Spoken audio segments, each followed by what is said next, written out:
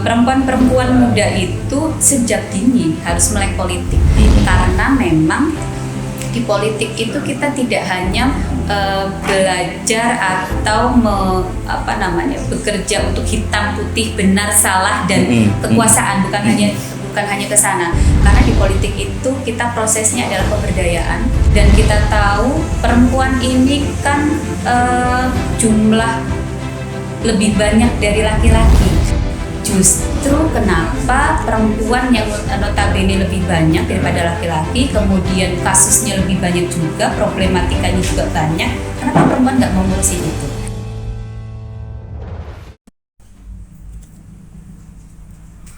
Assalamualaikum warahmatullahi wabarakatuh. Sahabat muda Nusantara dimanapun berada yang saya banggakan, alhamdulillah kita kembali berjumpa.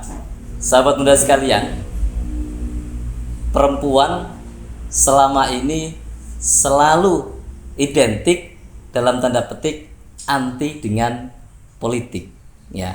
Bahkan salah satu sahabat saya sempat pernah mengatakan bahwa suatu saat kalau saya pun mempunyai seorang suami, saya tidak mau menikah dengan seorang politisi. Nah, sahabat muda sekalian, hari ini saya berada dengan perempuan muda, ya. Beliau ini kalau yang lain pada takut di dunia politik, justru beliau ini mendekat dan hari ini menjadi pimpinan partai politik. Oke, sahabat sekalian, kita sapa dulu Mbak Aliful Ma'rifah. Oke. Assalamualaikum Mbak Alif.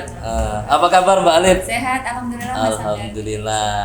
Mbak Alif ini asalnya dari mana Mbak Alif? Dari Cinta Mulia, Mas. Dari Cinta Mulia, Kecamatan Tanjipuro, ya, Kabupaten Lampung Selatan.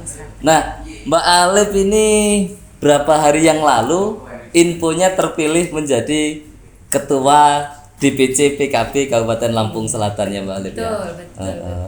Loh, sejak kapan nih Mbak Alif ini berkecimpung dalam dunia politik, Mbak Alif?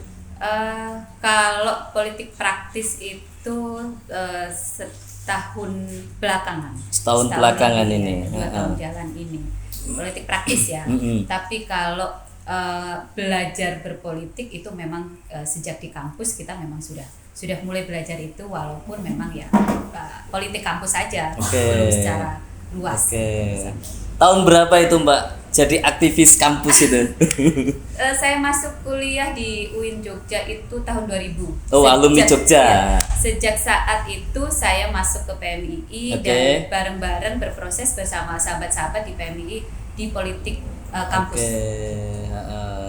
Tahun berapa di sana Mbak? Sekitaran tahun berapa sampai selesai tahun berapa? Tahun 2000 sampai 2006.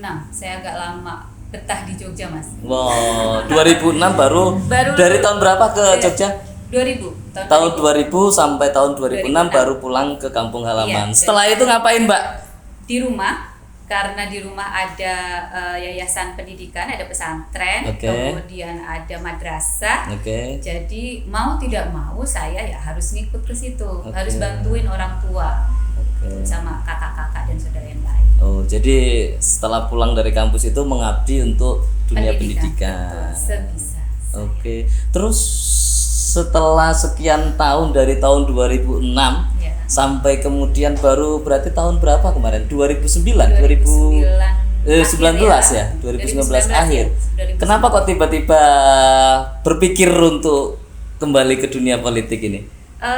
Ini kalau dibilang accident mungkin iya juga, karena sebenarnya saya memang tertarik di politik, tapi memang kondisi di karena saya tinggal di kampung di Cinta Mulia, kondisi kami backgroundnya pesantren di kampung itu memang bukan tidak melek politik, tetapi mereka lebih kayak minggir gitu, terutama perempuan ya. Kalau laki-laki mungkin ada beberapa yang sudah terjun di politik, tapi kalau yang perempuan pesantren ini sepertinya dalam tanda kutip agak jaga jarak. Iya betul, jaga jarak, karena image politik itu yang mereka pahami itu tidak sejalan dengan mereka, mungkin begitu. Jadi pada akhirnya ketika saya pulang, saya ya dengan rutinitas yang memang ada di lingkungan, ya hanya sekolah, madrasah, kemudian di pondok pesantren bersama anak-anak, itu aja. Oke. Ada nggak nih Mbak hambatan-hambatan ya, karena memang selama ini politik identik dengan laki-laki, tapi Mbak Alif ini luar biasa, perempuan kemudian hari ini aktif di politik. Ada nggak nih hambatan-hambatan yang Mbak Alif sendiri rasakan setelah Mbak Alif terjun di dunia politik ini? Kalau hambatan, setiap jalan pasti ada hambatan ya Mas ya. Cuman kalau saya sih melihatnya itu adalah proses saya.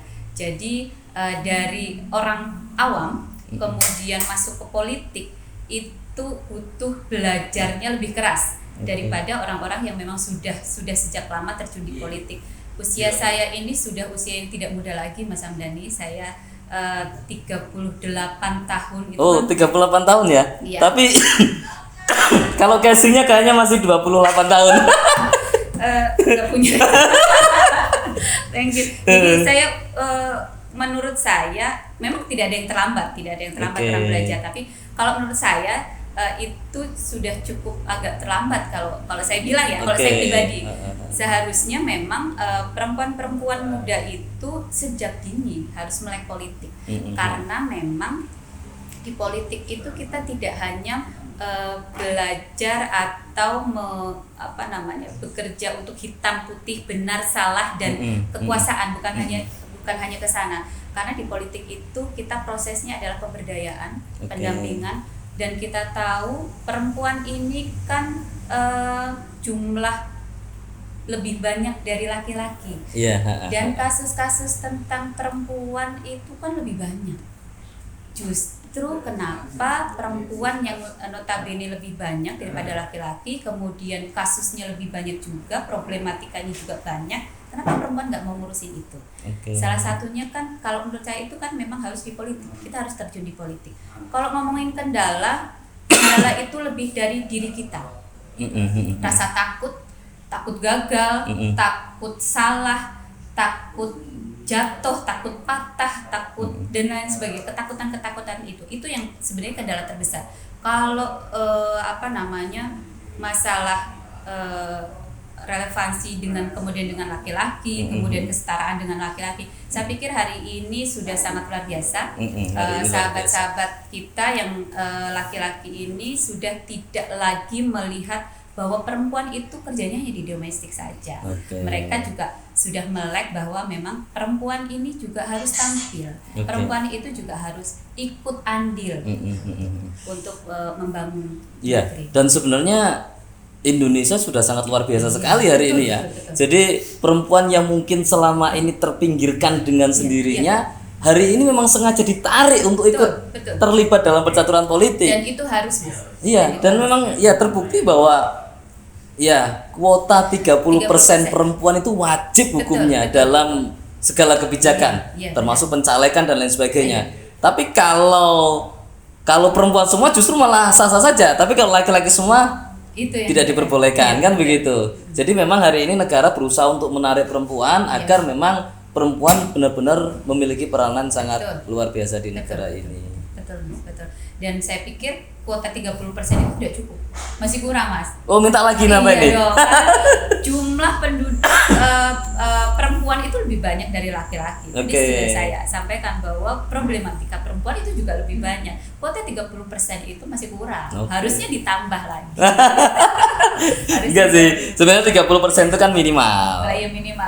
Makanya mungkin standarisasinya ditambah 50-50 lagi. Ya. Karena memang saya merasa bahwa kuota 30% itu walaupun dia standar minimal akhirnya teman-teman di partai juga ya udah yang penting 30% yang penting 30%. aja. Kenapa enggak kita naikkan lagi? 50%. Kalau 50% berarti kan dia juga akan berusaha untuk upgrade lagi, berarti 50%. Ini kalau saya. Karena ini mewakili aspirasi seorang perempuan. Betul. Nah, terus Mbak, kalau di dunia masyarakat sendiri, di lingkungan Mbak Alif lah khususnya, kira-kira melihat hari ini Mbak Alif yang dulu fokusnya di pendidikan, kemudian hari ini fokus di politik yang tentu pulang malam dan lain sebagainya. Kira-kira pandangan masyarakat di sekitar Mbak Alif itu seperti apa hari ini? Sejauh ini saya pikir memang mereka agak kaget gitu ya. Saya tadinya orang rumahan, tiap hari di rumah hanya aktivitas sekolah, kemudian pulang atau ngaji pulang. Hari ini hampir pulangnya malam terus. Malam terus, rumah jadi sepi, kosong. Nah, ada beberapa yang mungkin mereka beranggapan kok begitu gitu. Berarti memang politik itu dunianya memang dunia dalam tanda kutip tidak teratur ya hidupnya seperti itu. Tapi ketika saya ngobrol dengan mereka saya lihat sudah mulai menerima dan mulai bukan berarti saya menjadi satu tokoh yang kemudian membuka mata mereka, tapi minimal mereka mulai terbuka. Oh ternyata memang perempuan itu juga harus berpolitik.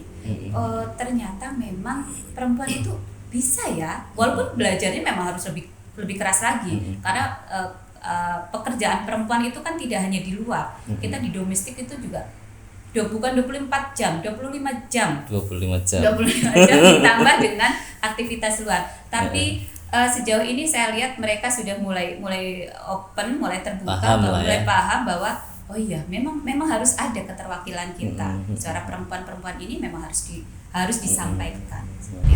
Jadi Mbak Alif ini muncul sebagai salah satu kompetitor ya, salah satu kandidat wakil bupati ya. Gimana itu Mbak prosesnya Mbak Alif menjadi calon wakil bupati saat itu, kemudian kok terakhir perasaan nih masyarakat sudah luar biasa antusiasnya di bawah, ada tokoh perempuan yang bisa mewakili dan lain sebagainya.